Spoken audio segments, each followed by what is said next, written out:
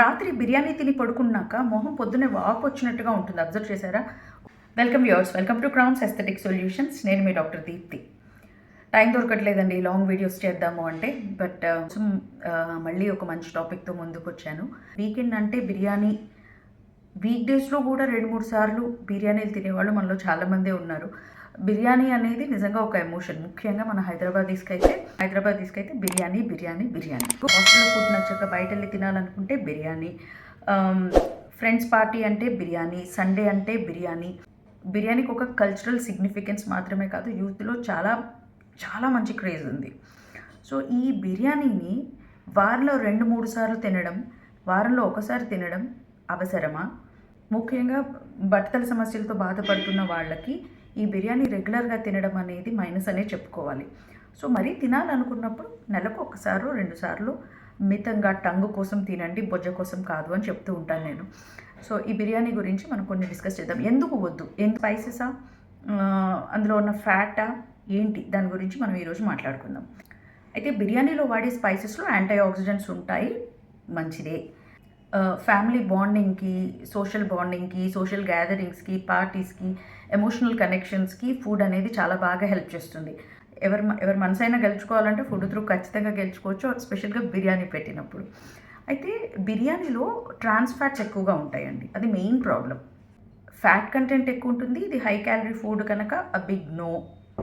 రెగ్యులర్గా తినేవాళ్ళకి, మరీ వారంలో 2-3 సార్లు తినేవాళ్ళకి గుండె జబ్బులు వచ్చే ఆస్కారం ఎక్కువగా ఉంది. ఇందులో సాల్ట్స్ ఎక్కువగా ఉంటాయి, సోడియం కంటెంట్ ఎక్కువగా ఉంటుంది. ఏముంది, కొలెస్ట్రాల్ లెవెల్స్ ఇంక్రీజ్ అవుతాయి. ఇందులో ఉన్న సాచురేటెడ్ ఫ్యాట్స్, ఘీ, ఫ్యాట్, మీట్, వీటన్నిటి వల్ల కూడా.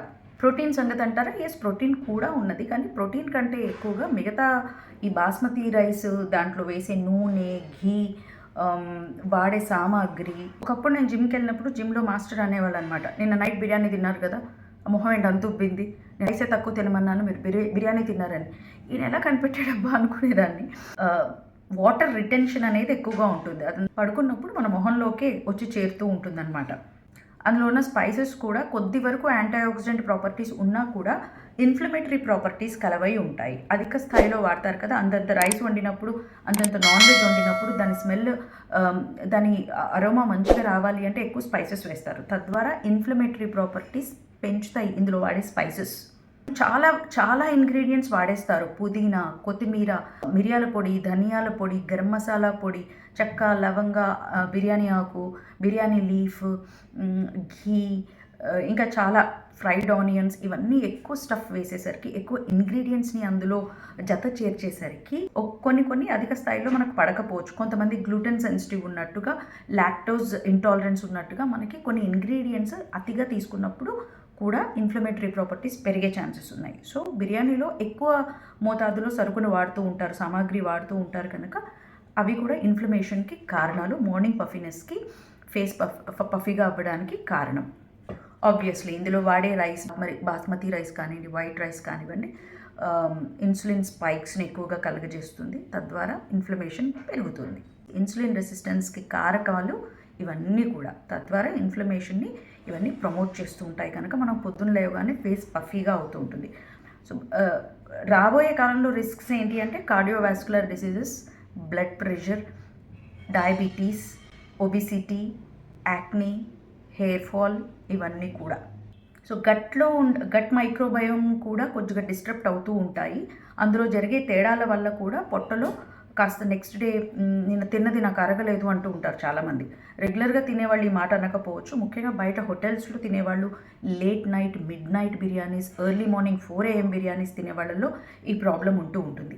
రాత్రంతా కడుపు ఖాళీగా ఉంచి, చాలాసేపు కడుపు ఖాళీగా ఉంచి, లేదా నైట్ అంతా కడుపు ఖాళీగా ఉంచి పొద్దున్నే 4 AM బిర్యానీలు అని అంటూ వెళ్తూ ఉంటారు కదా, వాళ్ళల్లో అసిడిటీ సమస్యలు చిన్నవిగా కనిపించినా ఇవి రాబోయే కాలంలో ఇన్ఫ్లమేటరీ రెస్పాన్సెస్ని ఎక్కువగా కలుగజేసి ప్రాబ్లమ్స్ కొద్దిగా ఎక్కువగానే అయ్యేటట్టుగా చూస్తాయి. సో ఇక్కడ గట్ కూడా ఇన్ఫ్లమేషన్కి గురవుతోంది. Gut inflammation and microbiome disruption, carbohydrate, insulin resistance. So కొందరిలో B12 తక్కువ ఉన్న వాళ్ళు ఈ బిర్యానీస్ ఎక్కువగా తినే వాళ్ళలో లీకీ గట్ సిండ్రోమ్స్ కూడా అవుతూ ఉంటాయి. గట్ మంచి వాటినే కాకుండా చెడు టాక్సిన్స్ని కూడా అబ్జర్వ్ చేసే పర్మియబిలిటీ ఎక్కువ అవ్వడం వల్ల ఈ లీకీ గట్ సిండ్రోమ్ అనేది జరుగుతూ ఉంటుంది. సో డెఫిషియన్సీస్ ఏమన్నా ఉన్న వాళ్ళు బాగా తింటే బలం వచ్చేస్తుంది అనుకొని బిర్యానీల మీద పడేరు, అలా చేయకండి. మితంగా తీసుకోండి.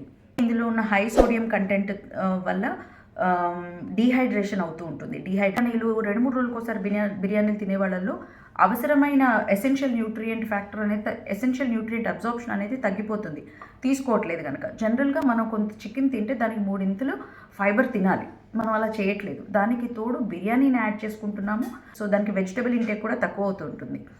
టెంపరీగా వాటర్ రిటెన్షన్ అవ్వడము లేదా డీహైడ్రేషన్ అవ్వడము, ఇన్ఫ్లమేటరీ ప్రాపర్టీస్, ఫేస్ పఫీనెస్ అవ్వడము, బ్లడ్ షుగర్ స్పైక్స్ అవ్వడము, పోర్ డైజెషన్కి కారణం అవ్వడము ఈ బిర్యానీ చేసే పనులు.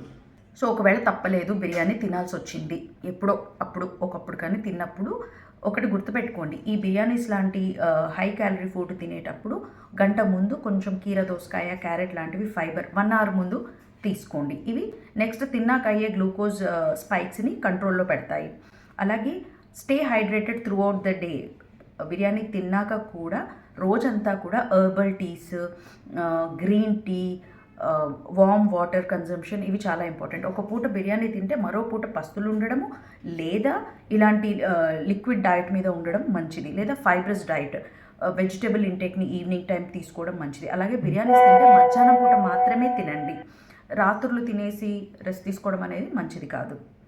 బిర్యానీ తిన్నప్పుడే టేస్ట్ కోసం తిందాం కొద్దిగా. అలాగే పులిసిన పెరుగుని అటాచ్ చేసుకుని రైతా ఫామ్లో తీసుకోవడం కూడా మంచిది. ప్రోబయోటిక్స్ అండ్ ఇందాక చెప్పిన ఫైబర్ రిచ్ ఫుడ్, హైడ్రేషన్, ఈ మూడింటిని మెయింటైన్ చేసుకోండి. నెక్స్ట్ 3 days ఖచ్చితంగా ఎక్సర్సైజ్ చేయండి. అప్పుడు కాస్త ఈరోజు తిన్న బిర్యానీ ఎఫెక్ట్ కొద్దిగానైనా మన పైన తక్కువగా ఉంటుంది. నెలలో 1-2 సార్లు తప్పులేదు, అది కూడా పోర్షన్ కంట్రోల్ ఇన్ మోడరేషన్ తీసుకున్నట్లయితే మంచిదే. అలా కాకుండా ఈ టేస్ట్ నచ్చలేదు, ఇంట్లో చేసినవి నచ్చలేదని బయట నుంచి బిర్యానీలు తెప్పించుకోవడం, ముఖ్యంగా బయట నుంచి తెప్పించుకోవడం మంచిది కాదు. ఇంట్లోనే బిర్యానీ చేసుకున్నా కూడా మరీ వారంలో 2-3 సార్లు అలా మంచిది కాదు. నెలకి ఒక 2 times పెట్టుకుందాం, అది కూడా మోడరేషన్లో, అది కూడా డే టైం, నైట్ టైం కాకుండా డే టైమే తిందాము. సో ఇట్లాంటి చిన్నవి పాటించండి. ఇలాంటి చిన్నవి పాటిస్తూ ఓకే కొంతవరకు ఇలా జాగ్రత్తలు తీసుకుంటూ బిర్యానీని ఎంజాయ్ చేయొచ్చు. అందులోనూ ఇంట్లో చేసుకున్న బిర్యానీని ప్రిఫర్ చేయండి. ఇన్నిసార్లు బిర్యానీ అన్నాను అనేసి ఈరోజు వెళ్ళి బిర్యానీ తినకండి. మామూలుగానే మనం ఇంట్లో చేసుకున్న వాటికే మనం సరైన సామాగ్రి వాడినా కూడా ఒక్కొక్కసారి ఇంటాలరెన్సెస్, గట్ ఇష్యూస్ అవుతూ ఉంటాయి. బయట వాళ్ళు చేసే బిర్యానీస్లో వాడే సామాగ్రి ఫ్రెష్దై ఉండాలి అని రూల్ లేదు. ఎప్పుడో చేసి ఫ్రిడ్జ్లో పెట్టుకునేవి కూడా ఉండవచ్చు. ఆ గుప్పుమని గుబాళింపుకి మనం క్రేవింగ్స్ ఫీల్ అయిపోయి తినేస్తూ ఉంటాం, కానీ అవి మన ఇంట్లో లాగా ఫ్రెష్గా అయితే చేయరు కదా. ఇది ఒకటి గుర్తించాలి. ఇందులో వాడిన సామాగ్రి వీడు ఎప్పుడు కొని ఉంటాడు, ఫర్ ఎగ్జాంపుల్ అందులో వేసిన చికెను, మటను ఎప్పుడు కొని ఉంటాడు, ఈ హోటల్ వాడు ఎప్పుడు మ్యారినేట్ చేసి ఉంటాడు, ఎన్ని రోజులు ఫ్రిడ్జ్లో పెట్టుంటాడు, ఇప్పుడే మేకనో కోడినో కోసైతే నా కోసం బిర్యానీ చేయలేదు కదా అనేది ఒకసారి ఆలోచించండి. నాకు తెలిసిన ఒక అబ్బాయి అయితే శనివారం రోజు నాన్ వెజ్ తినడంట, కానీ శనివారం రోజు సాయంత్రమే బిర్యానీ కొనుక్కొచ్చుకొని గంట ఎప్పుడు మిడ్నైట్ 12 దాటిద్దాన్ని ఎదురు చూసి మరి బిర్యానీ తిని పడుకుంటాడట. ఇది చాలా డేంజరస్ అండి. మిడ్నైట్ బిర్యానీస్ అంత డేంజరస్ థింగ్ ఇంకొకటి లేదు. ఒక చిన్న మన నాలుక పైన ఉన్న ఒక టేస్ట్ బట్ మనల్ని ఆడిస్తుంది. ఫ్యూచర్లో గుండె జబ్బులు వచ్చే ఛాన్సెస్ని మనం ఇస్తున్నాం. కొంచెం అది చూసుకొని మరీ అంత క్రేవింగ్స్ పనికిరావండి. ఎక్కువగా వెజిటబుల్ ఇంటేక్ని పెంచండి. Keep your self hydrated.